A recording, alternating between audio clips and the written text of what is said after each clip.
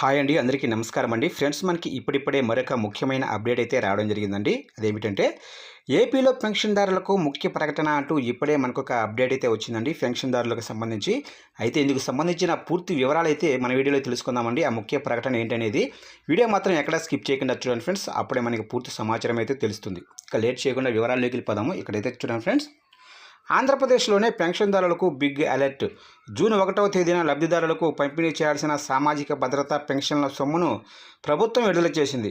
మొత్తం 65,30,808 మంది లబ్ధిదారులకు పెన్షన్ చెల్లించేందుకు 1,939.35 కోట్లు విడుదల చేసినట్లు గ్రామీణాభివృద్ధి శాఖ ముఖ్య కార్యదర్శి శశిభూషణ్ కుమార్ తెలిపారు. ఇక లబ్ధిదారుల్లో 47,74,733 మంది బ్యాంకు ఖాతాల్లో జూన్ 1వ తేదీన అనగా ఈరోజు నేరుగా పెన్షన్ సొమ్మును జమ చేయనున్నారు. ఇక మిగిలిన లబ్ధిదారులకు జూన్ 1 నుంచి 5 వరకు ఇంటి వద్దకే వచ్చి పెన్షన్ డబ్బులను అందచేయనున్నారు. దీంతో 17,56,105 మందికి ఇంటి వద్దే పెన్షన్ పంపిణీ చేయనుంది.